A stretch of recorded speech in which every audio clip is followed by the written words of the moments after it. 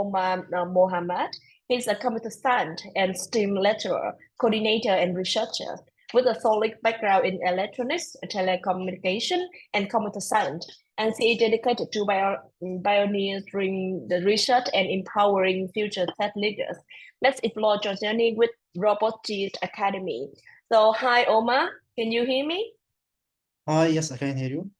Okay, so nice to meet you. So the question for you is the same with our guest. We really curious about your journey and motivation. So my first question, could you share the moment or experience that inspired you to engage with technology education in overall?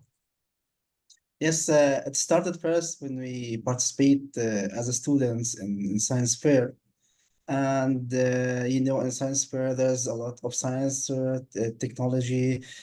People participate in chemistry, physics, mathematics, robotics, and mentors start come to our pits and give us advice.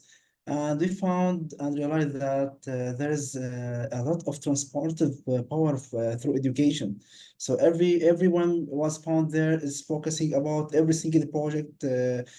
Whatever is the topic. So we realized that working or developing STEM could unlock the potential of the students or of the participant and can shape their future for brighter impact. So we decided to work in STEM education because we are candidates from different science, and we have a close discussion when we meet us in the science fair, and they decide on we can inspire other by technology and the science. So we found that STEAM, which is science, technology, engineering, and mathematics, is a great combination to overcome the challenges we face in our community. Okay, I see. So this is also the reason why you decided to work at a RoboGeek Academy, right? As a play to Yes, that's continue your educational mission. Would you like to share more about I want to ask question related to vision. What are your inspiration for RoboGeek Academy's contribution to global technological education in the coming years? And how do you plan to expand your reach and impact using like STEAM and robotics as a solution? So yeah. in RoboGeeks Academy, as I told you, we are a group of scientists and engineers.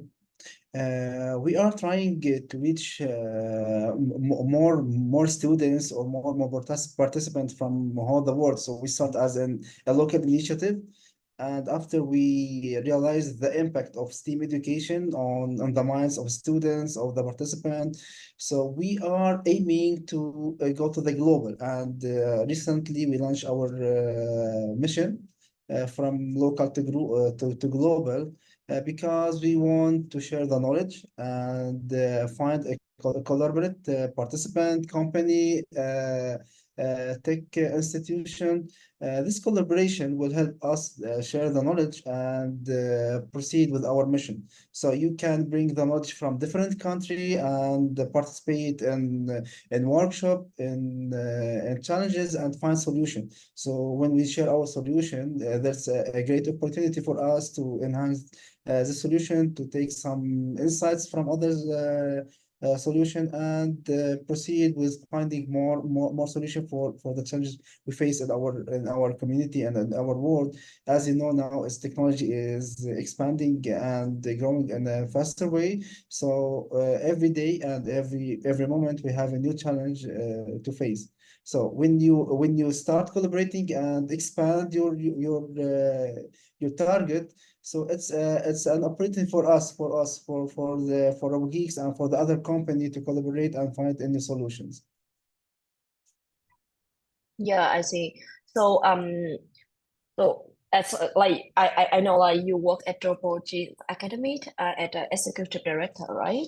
And so Yes. you have a belief on like using the STEM and also robotics can make a great impact on educational journey of students and not only students. So I have a question like maybe when you work and you work with like different stakeholder, you share with them the achievements of RoboGeek Academy, and also, but can you like give us a specific example of the achievement from RoboGeek Academy during the journey you work with different stakeholder.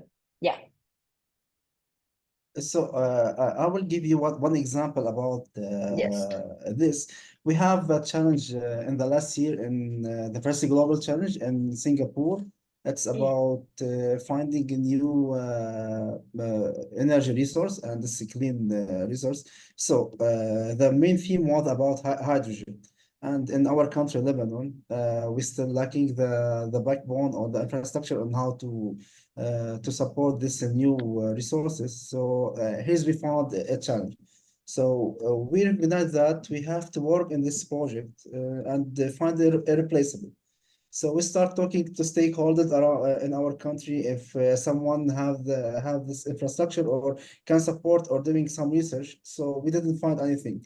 So someone from the stakeholder told us that we can find a replaceable. So go for another topic. So we chose the solar panel, which is an available solution for every country, and start working together, students, educator, mentors, and stakeholder, and collaborate with each other to find a new solution and work on innovative. So we start by, of course, we are training our students on practical or hands-on activity. So we start doing our research and we collaborate with each other to find that using a solar panel, we can find another solution. So we aggregate the solar panel with the hydroponic architecture of agriculture to form a new solution. And we start work together, and stakeholders support us with a lot of software that help us in finding some real number to support our research.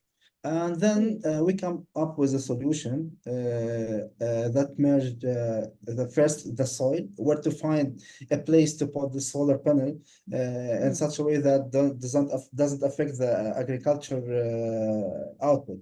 So we find a place that it's not good for doing any agricultural work or other work, and put our solar panel there and integrate it with hydroponic solution to plant more plants in a small area. And we find good numbers and submit our research, and we won the award. That's the result of collaboration of students, community, stakeholders, educators. That's really inspiring. When we work in we trying to raise a solution for society. So I have the same belief with you. We should invite different stakeholders in the community to join hands together. It's the same story as like three guests before. They always mention about the importance of the stakeholder and community involvement in the solution.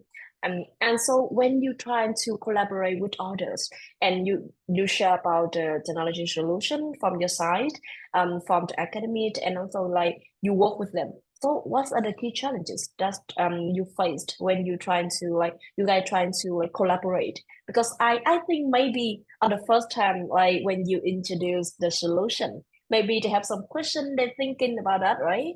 So is that the challenge when you introduced your technological solution to them, or like any key challenge during the time you work with them? Yeah, there are a lot of challenges we faced in our journey. Especially our company is based in Lebanon, and there's a lot of internal political conflict and economic crisis and so on. But the biggest challenge is how to convince the community to participate in this new technology or new research. So first of all, whenever we go to some stakeholders, even if they are not related to our domain, you have to convince them and show them the importance of their collaboration or engagement. So you have a role. You have to show them where is the main role of this stakeholder or the community. Moreover, we have to convince the parents of students on how this will impact them. So you have two missions: how to convince the stakeholders and the whole community to engage with your mission, and to how to convince them to participate. So whenever you go to any stakeholder or any company and start explaining for them about the project, you have to Mm, convince them to participate because they have to mm, work. mm, First of all, we prepared our plan and prepared our answers because we are predicting that they will ask us a question on what is our role and what is the benefit of us if we are participating with you. So at first it was a little bit hard, and after convincing 1 to 2 company and stakeholders, it became very easy for us and know mm, that's the strongest point on how to hit for stakeholder and convince them to participate with our mission. mm. Yeah.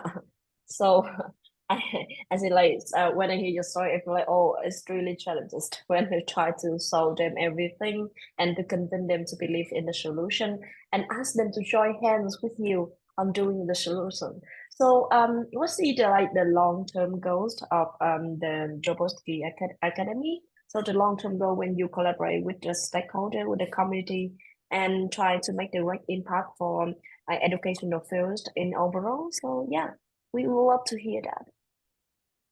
Yeah, as our long term is to become a leading EdTech company because we are believing in technology and education. Education will build the whole community and of any country because we saw the power of education.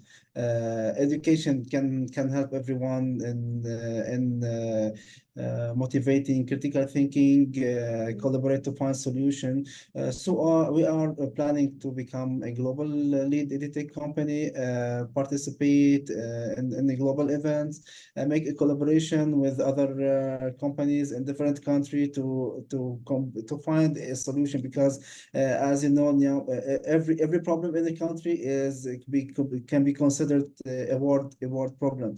So we are aiming to create more collaboration, find